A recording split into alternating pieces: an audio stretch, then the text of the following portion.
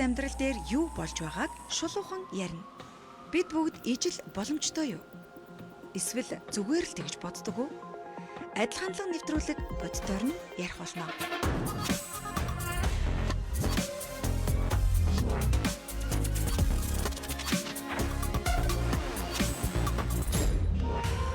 Адил хандлага нэвтрүүлэг. Оройн төргийн үзэгчтэй даваа гарагийн үдэш бүр энэ цаг мөчид үзэгч та бүхэндээ хүрдэг адил хандлага нэвтрүүлгийн цаон шинэхэн дугаар эхлэхэд бэлэн боллоо. Өнөөдрийн сэдэв бол сэтгэл зүйд суурилсан боловсрол. Ийм чухал сэдвийн хүрээнд бидэнтэй үзэл бодлоо хуваалцахаар ирсэн хүндтэй сайхан зочноо танилцуулъя. Баярлалаа. Өнөөдөр бидэнтэй ярилцахаар ирсэнд тусгай зочин байна. Улс төрийн шинжилгээ ухааны доктор, улсын их хурлын гишүүн Бадарчин Хэрлэн байна. Та тавтай морилно уу? Баярлалаа.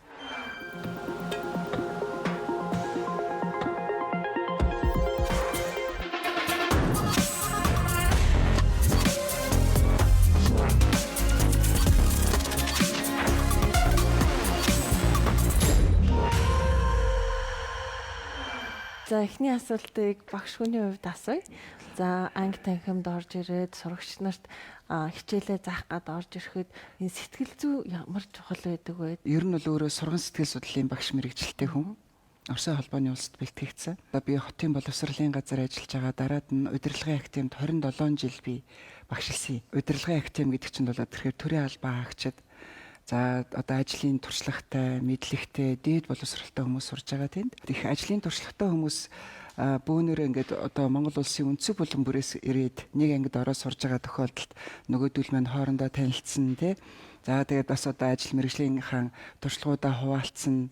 Одоо ийм одоо онцлогтой анги танхимд би хичээл заадаг байсан. Тэгэл өглөө одоо хичээл эхлээл одоо анги руу ороод ирэхэд чинь тэр ангийн ерөнхийдөө уур амьсгал харагдана л да. Ямар мэргэжлийн хүмүүс голлоод тэр ангийг бүрдүүлж гин, ямар албан тушаалын хүмүүс байна. Ангид ороод ирэхэд багшийн нүдэнд бол шууд харагддаг. Жилийн цагийг одоо тодорхой бас мэдлэг өгөх нь бол багшийн үүрэг байгаа. Тэгэхээр тэр сэтгэл зүйн уур амьсгал нөхцөл байдлыг тооцож одоо хичээлийг эхлүүлэх хэрэгтэй болдог.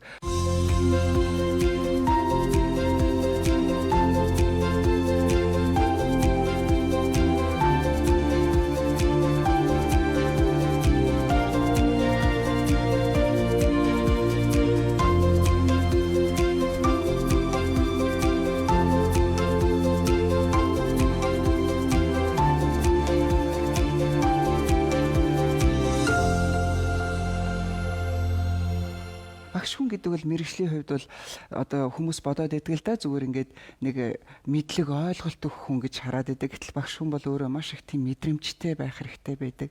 Тэр мэдлэгийг өхийн тулд нөгөө хөрс суурэ би яаж бэлтэх вэ? Хэлсэн үгээ хүндээ би яаж хүргэх вэ? Тэр бүхийг их тооцох, нөгөө танхимыг удирдах тийм одоо чадвар бол багш хүнд хэрэгтэй байдаг. Нэг асар одоо хүнийг менежментээр зохицуулах юм биш үү те? Ер нь тийм. Зүгээр нэг шинжлэх ухааны онол мэдлэг ярихын зэрэгцээгээр багш хүн тэр хичээлийнхаа явцад нөгөө агуулга сэдвийг чинь ингээд дурлаж сонсох тий. Багшаа сонсож байгаа үгээ бүр ингээд нөгөө оюун ухаандаа сэтгэл зүрхэндээ хоногшуулж үлдээх. Болвол би нэг оролдоод үсэх юмсан, болвол би нэг хийгээд үсэх юмсан гэсэн тэр нөгөө итгэл сэтгэлийг нь төрүүлэх. Энэ бол багшийн ажлын гол цаад мөн чанар байгаа байхгүй юу? Маш их урс чадвар шаардсан ажил. Ер нь тийм. Багш, сурагч болон эцэг эхийн харилцаан донд ёс зүйн хандлага ямар үүрэгтэй юм бол? Энэ бол гуруулаа нийлж ийж сая одоо тэр нөгөө сурах үйл явц бол үр дүнтэй болох бах тий. Яг би өөрийнхөө ажлын туршлага талаас ярих юм бол дандаа нөгөө ихтэйд сургууль төгссөн удирдлагын актемд чинь дандаа төрийн албаа хаагчд ирж байгаа.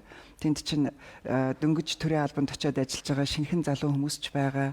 Одоо 10 20 жил ажилласан тий бас ахмад туршлагатай хүмүүс ч бас ирдэг. Насны хувьд харилцаа адилгүй хүмүүс ирэхээр одоо яг тэр тохиолдолд бол нөгөө анги дотор чинь одоо 20 30 жил ажилласан хүн байх юм бол нөгөөдөл минь баг миний одоо нөгөө багшийн туслах багш болоо явчихдаг байхгүй тий.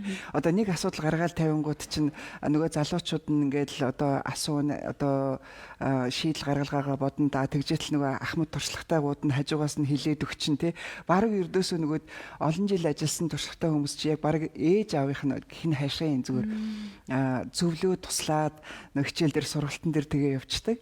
Тэгэхээр дээд боловсралтай хүмүүст одоо мэрэгжил дэвшлүүлэх сургалт явуулдаг байгууллагын хувьд л одоо ихээр эцэг эхийн оролцоо гэх юм бол одоо харилцангуй бага байгаад идэг. Тэгэхээр миний заадаг хичээл дандаа нөгөө хүнтэй одоо ажиллах тухай хичээл удирдлагын сэтгэл зүй тэгэл одоо байгууллагын соёл, байгууллагын зан үйлгэл, байгууллагыг яаж удирдах уу, хувь хүнтэй яаж харьцах уу гэдэг талын хичээлүүд заадаг гэсэн болохоор одоо яг амьдралын нарийн туршлагууд яригддаг хичээл байхгүй юу? Тэгэхээр бас насны ялгаа бас их гарч ирдэг байна шүү дээ. Ерөнхий боловсролын сургуулиар одоо цөмөрө бодъё, ихтэй сургуулиар бодъё те. Боловсролын байгууллага гэдэг бол зөвхөн ганц мэдлэг олгоод байгаа юм биш те.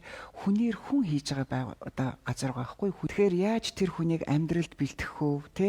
Ямар одоо мэдлэгтэй, хандлагатай, хүмүүжлтэй хүн болгож одоо амьдралд бэлтгэх вэ гэдэг ийм үүргийг гүйцэтгэж явж байгаа болохоор одоо өөрийн чинь хэлж байгаа зүйл яг үнэн л дээ.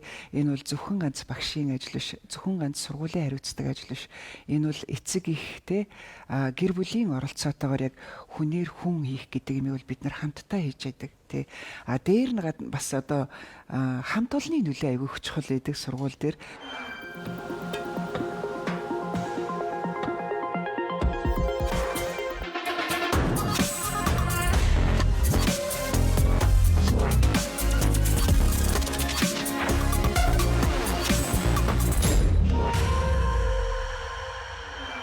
Энгийн одоо багшийн хүний хувьд дараа нь их хурлын гишүүн болсон хүний хувьд одоо байгаа энэ сэтгэл зүй, ёс зүйн асуудлууд маш их галтай сэдв гэж хэлэх юм уу те. Их хурлын танхимд ч гэсэн бид нар нэг ёс зүйн алдаанууд гаргаж явах шиг байна. Тэгэхэд боловсролын байгууллагад ёс зүйн алдаанууд бас ямар байдаг вэ? Тэрэн дээр ямар шийдлүүд гаргадаг байсан бэ? Багш байна гэдэг бол өөрөө хэлж байгаа үг нь хийж байгаа үйлдэл нь гаргаж байгаа хандлага нь энэ бүх юм бол одоо яг нэг цогц байх юм бол сая хүнд бид нар ойлголт төрүүлэхээс гадна итгэл үнэмшлийг бид нар бий болгож яадаг учиртай байдаг. Их хурлын гишүүн болоо явчлаа тий. Хууль боловсруулах төвшөнд одоо ингээ ажиллаж байна гэдэг. Энэ тохиолдолд асуудалд бас зарчимч байр сууриас хандах. За нэгэнт одоо энэ зарчимч байр сууриас хандж байгаа бол яг л энэ зарчмынхаа дагуу байх. Хэлж байгаа үгээрээ төдийгүй одоо хийж байгаа үйлдэл үйл хэрэгтэй одоо явуулж байгаа үйл ажиллагаагаараа бас л яг л энэ зарчмаа бариад явах. Тэр л одоо хандлагыг бол улс төрч гэсэн хүн одоо хадгалсаар үргэлжлүүлсээр л явдаг юм байна. Тэгэхээр энэ утгаар нь магадгүй намайг бас ёс зүйн дэд хорог ахлуулаад тавьсан байх гэж би бодож байгаа. Та бол нөгөө зүгээр хилээд заах биш, шаардах биш, бас хэрэгжүүлээд өөрөөр үлгэрлээд явж байгаа их хурлын гишүүн гэж бид нар боддог. Бидрийг миллениал үе гэж ярьдаг тий. Бидний үе бол таньшиг багш нарыг үлгэрлэн дуурайлан суралцсан, багш нараа хүндлэн гэж суралцсан хүмүүс. Одоо тэгсэн чинь орчин цагт бол AI гэдэг том багш гараад ирчихсэн байдаг. Энэ тал дээр таны үзэл бодол ямар байдаг вэ? Яг хөө тийм л дээ. Одоо бид нар ямар нэгэн асуудалтай тулгархад бол тэгэл одоо AI-аас асуугаал бараг л ер нь хэдхэн секундын дотор хариултыг нь олчих чинь тий. Гэхдээ би багшийн хөдөлмөр одоо энэ шин эрэнд одоо энэс цааш ч гэсэн багшийн хөдөлмөр бол үн цэнэ алдахгүй гэж би бодоод байгаа. Яагаад гэвэл багш гэдэг чинь зүгээр нэг одоо шин мэдээллийг хүргэдэг, шин мэдлэгдгийг хүргэдэг хүн биш байхгүй тий. Багш хүн гэдэг чинь одоо тэр нэг үдсэн харсан сонс одоо тэр зүйлээ хэрэглээд үзье, өшөө илүү хөгжүүлээд үзье тий. Одоо энийг ахаад ингээд бүр ингээд шинээр туршаад үзье. Амьдрал дээр одоо хэрэглэж үзье. Тэр шинэ мэдлэгийг бүтээ гэдэг тэр урам зоригийг хүнд асаадаг хүн байхгүй юу? Багш бол зүгээр нэг одоо нэг шинэ мэдлэгийг хүргэдэг хүн биш үү? Хүний сурах, хийж, бүтээх хүсэл сонирхол тэмүүллийг төрүүлдэг хүн бол өөрөө багш байдаг. Мотивацлагч. Тийм. Энийг бол би хараахан AI оруулж чадахгүй байх. Энэ бол хүний нүдэнд галыг хасаадаг хүн бол багш хүн байдаг. AI хичнээн хөгжлөөхэд энийг арай оруулж чадахгүй л гэж би бодож байгаа. Тэгвэл яг багшийн мэрэгжлийн одоо хэрэгцээ нь ирээдүйд яг ямар байх вэ таны бодлоор? Энэ дээр би нэг жаахан одоо яг багш тал руугаа хандаад хэлье л да. Тэгэхээр одоо шинэ мэдлэгийг хүргэх, тайлбарлах, ойлгуулах төвшөнд бол энэ бол хамгийн анхан шатны төвшин. Хамгийн дээд шатны төвшний танин мэдхүүн одоо үйл явц гэдэг бол тэр сурсан зүйлээ одоо амьдрал дээр хэрэглээд тэрийг өмнөх ойлголтуудтайгаа нийлүүлж хагаад шинэ мэдлэг бүтээх. Энэ бол таны мэдхүү хамгийн дээд түвшнийх байхгүй юу. Тэгэхээр тэр олон үе шатыг дамжуулан хүнд сурах хүсэл тэмүүлэл өөрөө өөрийгөө нээх хөгжих тийм хүсэл тэмүүллийг төрүүлдэг хүн бол өөрөө багш хүн байдаг. AI хөгжсөн энэ 90 цаг үед энэ их мэдээллийн том одоо энэ бааз суурин дээр яаж мэдээллүүдийг хооронд нь холбож уялдуулж шинэ мэдлэг бүтээх вэ гэдэг итгэл үнэмшил урам зоригийг төрүүлэхэд бол би бол одоо түрүү хэлээдсэн нэг багшийн оролцоо бол энд бол яхаарахгүй байх ёстой зүйл. Хүн чинь юм сурч мэдж явах явцд бол шантарна, мухардна тий өөртөө үлэтгэн их олон юм болно л доо. Тэгэхээр энэ бүгдийг гитлэх энэ бүх үед чинь гараас нь хөтөлж шин зам руу хөл тавихт нь туслах энэ үүргийг бол багш гүйцэтгэж идэг. Одоо ер нь би бодоод идэг штэ багш хүний нэрэнд одоо бүх насаар нь хадгалагддаг нэг тийм том алдар цол бол одоо хичнээн өндөр настай болсон ч байсан багшаа л гэж одоо хаач явсан тааралцсан шавнар нь багшаа гэж хүндэлж идэг байхгүй тий. Тэгэхээр энэ бол одоо хамгийн чухал гол юм байдаг.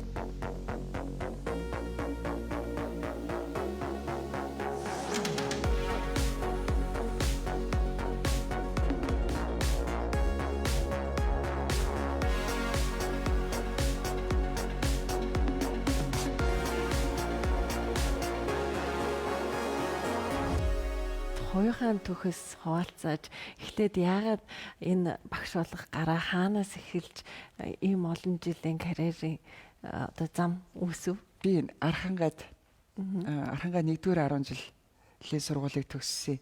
10 дугаар ингээ би ч тэр үед алтан медальтай төгсөж исэн. Онцорлагтай. Тийм онцорлагтай байлаа. Тэгээд нөгөө эвлийн илгээлт гэж өгдөг. За тэгээ эвлийн илгээлтээр одоо тэр үед нөгөө комсомолын дээд сургууль гэж яригддаг байсан. Гэтэл нөгөөх маань одоо өөрчлөгдөд тэгээд нөгөө багшийн дээд сургуульд сурахаараа ийм хуваар болсон. Тэгээд би эрхүүд очиж сурган сэтгэл судлалын чиглэлээр бага насны хүүхдийн сургууль сэтгэл судлалын багш мэргэжлэр би сурч төгссөн. За ирээд тэгээд боловсролын газар ажиллаж байгаа л дараад нь удирдлагын актемд орж сураал тэнтэй төгсөө явсан. Тэгээ ер нь боддгийн штэ багшийн бэлтгэгдэн багшийн сургуульд одоо сурган сэтгэл судлалын хичээл үзнэ гэдэг чинь болоод ирэхээр одоо хүнтэй яаж харьцах уу те хүнд одоо яаж зааж сургах уу гэдэг юм чинь л одоо бид нэр өсвөр залуу үеэсээ бид ингээд сураад бэлтгэгдсэн. За энэ маань хожим одоо удирдлагын актемд мэрэгчдээ дэвшлүүлээд явж байгаа төрийн албаа хаагчдад хүнтэй харьцах тухай, байгууллага хамт олныг удирдах тухай хичээл заахад маань бол айгүйх тийм бас тус нэмэр болсон. Багшаар бэлтгэгдэнэ гэдэг болоод ирэхээр зөвхөн нэг шинжлэх ухааны мэдлэгийг те одоо тухайлбал түүхийн багш ч гэдэг юм уу, математикийн багш ч гэдэг юм уу тэр шинжлэх ухааныг судалж те таньж мэдхээс гадна тэрийг хүнд яаж хүргэх үү гэдгийг бас заадаг. Одоо нэгсэндээ баг ингээд юм хос мэрэгчлэлтэй хүн болоод төгсөж байгаа байхгүй юу? Тийм байдаг. Тэгэхээр багш гэдэг нь би бодохдоо энэ бол зөвхөн одоо нэг тий хүнтэй ажиллах энэ ур чадварыг бүр урлагийн төвшөнд эзэмшсэн ийм мэрэгжил байдаг. Яаж хүн өөрийгөө нээж өөрөө хөгжих үү гэдэг тэр сэтгэлийнх нь галыг хасаадаг ийм мэрэгжил гэж би боддөг шүү дээ. Тэгвэл яг сэтгэл зүйд суурилсан боловсролыг бодлогын түвшинд дэмжих тийм боломж байдаг болов. Сургууль хүмүүжүүлэх ухаанд их олон хандлагууд хэрэгэлдэг. Тэрний хамгийн суур хандлага нь болоод ирэхээр энэ сэтгэл зүйд суурилсан энэ боловсролын хандлага байдаг.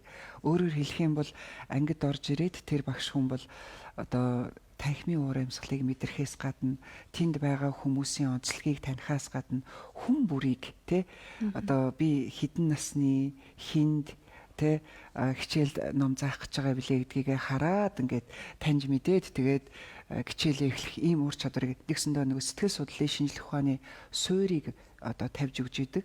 Одоо багш их сургуульд одоо суралцж байгаа оюутнуудад. Тэгэхээр энэ бол боловсролын энэ хандлага, энэ суур хандлага, сэтгэл зүйд суурилсан боловсрол гэдэг энэ хандлага дээр суурилж хүмүүсийг бол бэлтгэдэг. Тэгэхээр энэ одоо багшаар бэлтгэгдэж байгаа бүх хүмүүс бол энэ сэтгэл судлалын шинжлэх ухааныг бол судалдаг. Одоо тэгээд тэгж юм л да. Төрөөс бол одоо багшийг бэлтгэх тухай дээр бол ялангуяа багш нарыг дэмжих тухай дээр бол маш их анхаарч ажиллаж байна. Ялангуяа төрийн өмчийн ихтэйд сургуулиудад багш мэрэгчлэр сурж байгаа тохиолдолд төлбөрийг нь төрөөс хариуцж байна тий. За одоо багшаар ажиллаж байгаа тохиолдолд одоо олон жил ажилласан тохиолдолд хүүхдүүд нь төрийн өмчийн ихтэйд сургуульд орж сурах юм бол төлбөрийг нь бас төрөөс хариуцаа явж байна. За тэгээ ер нь бол багшийн одоо ажил хөдөлмөрийг бас үнэлгээг нь дээшлүүлж байна. За эрүүл мэндийнхэн тухай дээр бас их анхаарад одоо өрчлөн сэргийлэх үзлэгт бас одоо хамрагдахад нь төрөөс одоо санхүүжилтийг шийдэх жишээтэйгээр иймэрхүү том дэмжлэг хөтөлбөрүүд бол хэрэгжиж байна л да. Тэгэхээр энэ бол яа харахгүй л нөгөө хүнээр хүн хийх энэ боловсролын салбар тэнд ажиллаж байгаа багш нарын ажил хөдөлмөрийг үнэлж одоо бас төрөөс онцгой ач холбогдол өгж байгааг л нэг тод одоо илэрлүүд гэж харж байна тий. Энд бид гендрийн тэгш байдал бодит амьдрал дээр юу болж байгааг шулуухан ярина. Эмэгтэйчүүд өөрсдөө магадгүй манлайллын төлөө нэг шуналддаггүй гэж хэлэх юм уу те? Эрэгтэй хүмүүс бол их бас зоримог юм байна. Тухайн нэг ажлыг 40% та байгаа ажлаа хүртэл өө ямар ч асуудалгүй би энийг хийж чадна гэдэг. Эмэгтэйчүүд 100% хийж чаддаг ажлаа хүртэл тэндээ эргэлзээд Тэгэхээр нийгмийн үнэлэмж өөрөө ийм байгаа даа шүү дээ. Би гэртээ хүүхдээ хардгаа гэсэн чинь тодорхой эрхэлсэн ажилгүй. Үгүй эн чинь би маш том ажил хийгээд байгаа байхгүй. Манай залуу үеийнхэн бизнес эхлэхэд ер нь боломж байдаг уу? Зөв гоё санаа байх юм бол тодорхой санхүүжилт хийгээд бизнес эхлүүлээд үзээ. Шинжээр юусаа ажил хийж чаддаггүй, захиралтайгаа хэрэлтэй л гарчдаг гэдэг ч юм уу. Тэгэхээр одоо чадвар багтаа хүнийг авчаад энэ хүнийг бид нар сургаж байгаа. Энэ хүнийг одоо тасан зохицуулах байгаа гэж суугаад ах юм бол маш их зардал, цаг хугацаа. Түрүүн та хэлсэн шүү дээ. Хүний нөөц бол байгууллагын том эгч гэд. Ер нь та бүхэн анзаарах юм бол хүний нөөцийн чиглэлийн хүмүүс чинь яг л ийм хүний төлөө хүмүүс эдэн шүү дээ. Тэгэлгүй яг өнөөдөр манай улсад маш их тулгамдаад байгаа сэдв. Хүн бүр өөр үзэл бодолтой, өөр амьдралын түүхтэй. Гэвч биднийг нэгтгэдэг ганцхан зүйл байдаг. Тэр бол хандлага. Учир нь нийгэм маргаанаар биш, зөв хандлагаар өөрчлөгддөг. Айд хандлага нэвтрүүлэхээр хүнийг чухалчилсан дээрх сэдвүүдийн хүрээнд ярилцуулна.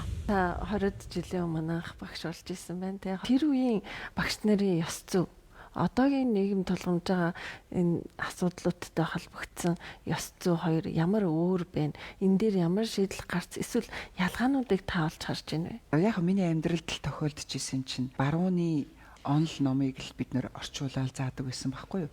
Шөнө лекцээ бэлтгээл тэр үед ч одоо энэ гоё юм компьютер PowerPoint энтер гэж одоо програм чи хэрэглэдэг байсан шүү дээ. Шөнө нөгөөдгөө бэлтгээл тэгээ ер нь бол нэг 8 хуудас байх хэрэгтэй гэдэг. 10 үүргүү одоо 8 хуудас ингээд лекцээ бэлдэн штэ. Нөгөөдгөө яг нөгөө цагтаа тааруулж бас ярих хэвээр. Яг өөрийн чи хэлж байгаагаар 90-ад оны үед багшлахад бол нөгөө багшид хандах хандлага их өөр үйдэг байсан. Тэгэхээр хичнээн залуу хүн орж ирээд одоо багшлсан ч гэсэн одоо насны хувьд өөрөөс нь ахмад байлаач гэдэг юм уу те. Мэдлэг туршлагын хувьд одоо бас арай туршлагатай байлаач гэсэн багшил бол багш гэж одоо харж хүндэлж авдаг байсан.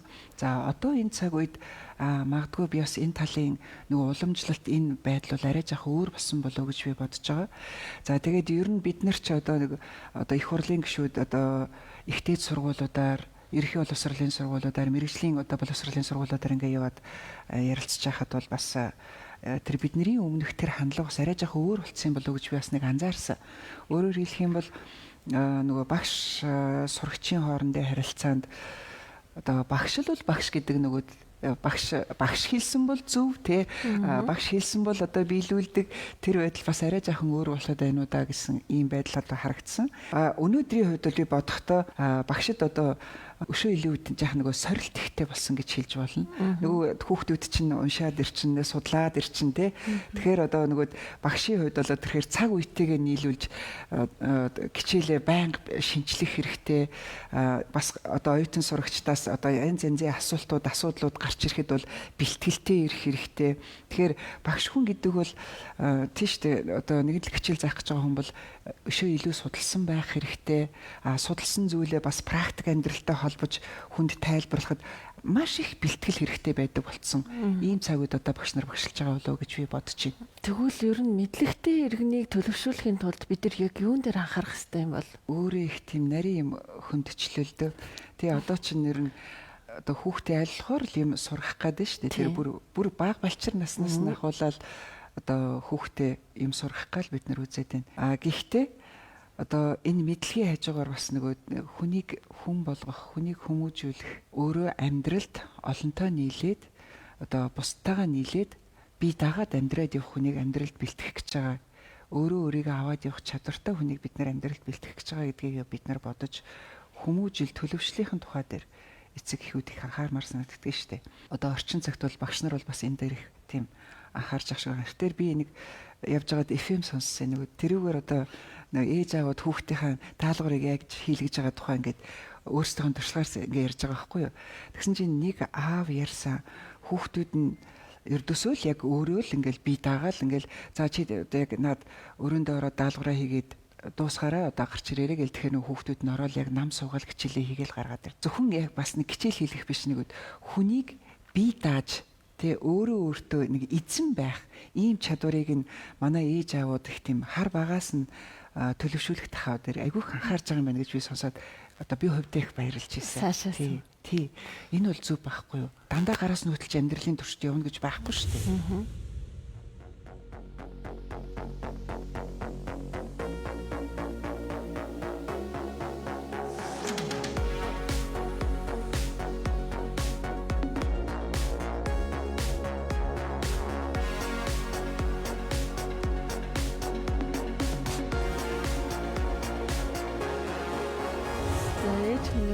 Нэг асуулт байна. Одоо манай охин бол 2 сургууль сольж исэн. Яагаад гэхлээр өмнөх сургууль дээр яг багш нь хэлснээрээ хичээлийг хийлгэх гэдэг байсан. Энийг яг тогтоогоол яг тэрүүгээр нь даалгаврыг хийлгэх. Гэхдээ өнөө цагт бол бид нар ингээд сэтгэн бодох чадварыг нээж өгөөд тэр хүнийг хүн болох гэдэг нь шүү дээ. Тэгээ энэ тал дээр та Монголын боловсролын тэр нэг жоохон юмыг цээжлүүлэх гэдэг тал дээр ямар бодолтой байдаг вэ? Цээжлэх үл ер нь буруу биш. Тий. Цээжилсэн байна гэдэг чинь хүн тэр цээжилсэн зүйлээ сүулт нь ингээ эргцүүлж бодоод ганцаараа байх үедээ бас тэрийг ингээд бусдтай яриад хэлцээд ингээ ярьж явах үедээ тэрийг улам хүн чинь нөгөөдхөө тайлаад ойлгоод энд шингээдэг байхгүй юу. Тэр цээжлэх бол ердөөсөө буруу биш л дээ. Гэхдээ одоо яг л миний хэлснээр хэлж явах юм бол яг зөвч гэдэг юм уу те. Одоо миний тайлбарснаар яг ингэж ойлгож явах юм бол энэ сая одоо яг ойлгосон байна гэж яг ингэж бас нэг догматик байдлаар ингээ хандаад авах юм бол бас учир дутагдaltaй л да. Ирээдүйд бид нар чинь бас нэг өөрийнхоороо боддог, аливаа юмыг өөрийнхоороо шүүж тунгааж зөв бурууг нь ялгадаг тий. Олон талын одоо байр суурнаас юмд хандаж чаддаг, хүлээцтэй сонсоод тий хүлээн зөвшөөрөөд хандчихдаг тийм иргэнийг бид нар бэлтгэх хэрэгтэй шүү дээ. Бас арай нэг жаахан нөө шүүмжит сэтгэлгээтэй гэдэг шүү дээ тийм ээ. Тэгэхээр ингээд нэг хэлээд өгсөн юмыг за хэлсэн юм чинь зөв гэж бодоод байхдаа биш. Энэ одоо яг бүрэн зөв үү буруу юу тий? Энээс илүү зөв бас байж болох уу үгүй юу гэдгийг юм хардаг ийм чадвартай хүнийг бэлтгэхийн тулд багш энэ дээр хүнийг яг задлах хэрэгтэй л доо нэг сэтгэлгээг нь задлж өгөх хэрэгтэй. Яг хуучин цаг үед бол бид нэр тийш дээ одоо нэг за тэр шүлгийг чэжлээ дээрээгээл тэгээ самрын өмнө зогсож байгаа л нөгөөдхөө эхнээс нь дуустал нь шингут онц гээл авдаг байсан л та. Энийг бол огт үгүйсгэх арга байхгүй. Энэ хэрэгтэй.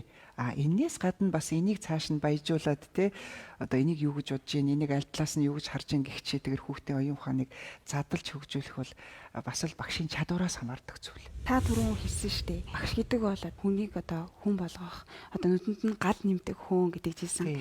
Тэгвэл багш гэдэг яг сургалтын орчинд халуун дулаан уур амьсгал, эерэг одоо тийм уур амьсгалыг бүрдүүлэхэд хамгийн түрүүнд юун дээр анхаарах хэрэгтэй юм бэ? Юм сурах гэж байгаа хүнд одоо итгэлийг төрүүлэх ёстой шүү дээ тий. Сонирхлыг төрүүлэх ёстой. Нөгөө зааж байгаа хичээлдээ тэр сонирхлын нэгдүгээр татах ёстой. Энэ зүйлийг би сурч чадна тий. Энийг би одоо яг бусад нөхдийнхээ адил би энийг сурч чадна гэсэн итгэлийг төрүүлэх ёстой. Тэгэхээр итгэлийг төрүүлэхийн тулд мэдээж хэрэг одоо хүүхэд жоохон ч гэсэн алдаа хийхэд одоо зэмлээд буруу шаагаад ингээд байх нь бол нөө урмын мохооч гээд байдаг л та. Тэгээд жоохон алдах бол байх л зүйл шүү дээ тий. Тэрийг нь харин яаж засах вэ? Өөний чинь ингээд засаал энэ бол ингээд засч болох юм байна шүү дээ тий. Гэл одоо ийм урам өгөх итгэлийг төрүүлэх гэдэг бол багшийн хувьд бол айгүй чухал зүйл.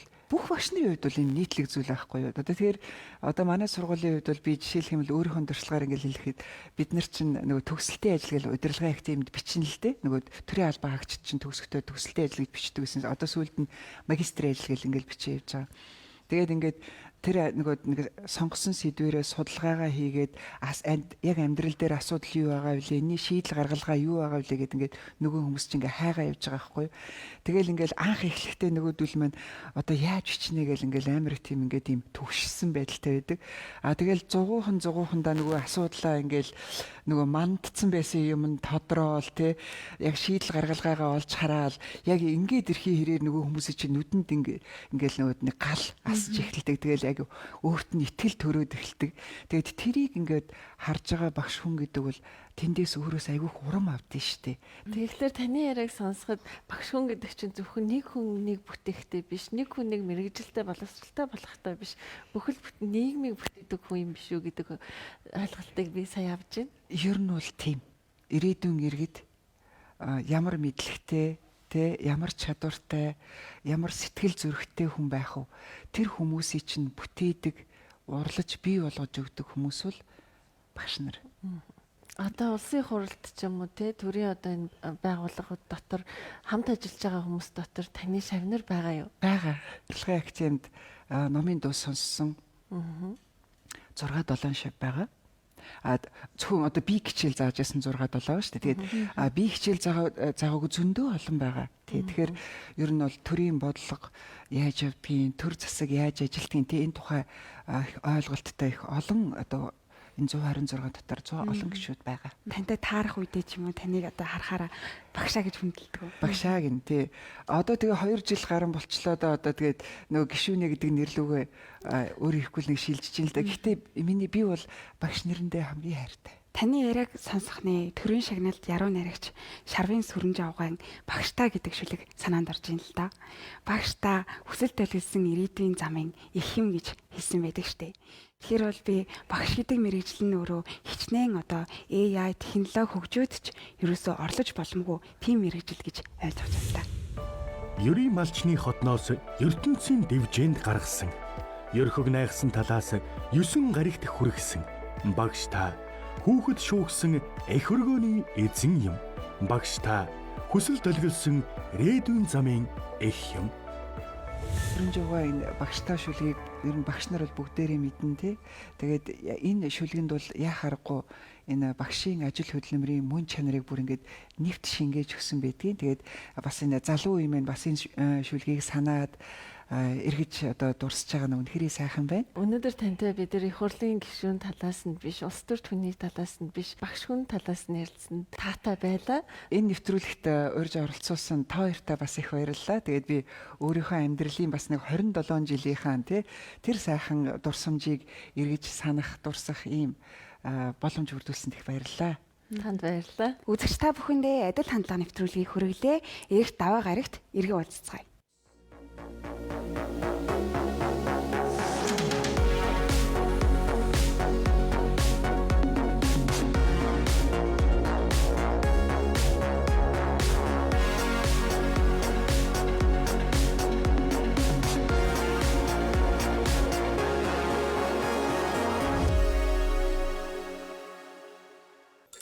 Энд бид гендрийн тэгш байдал, бодит амьдрал дээр юу болж байгааг шулуухан ярина. Бид бүгд ижил боломжтой юу?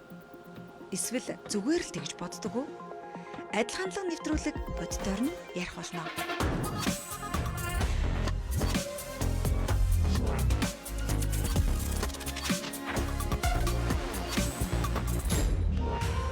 Адил хандлага нэвтрүүлэг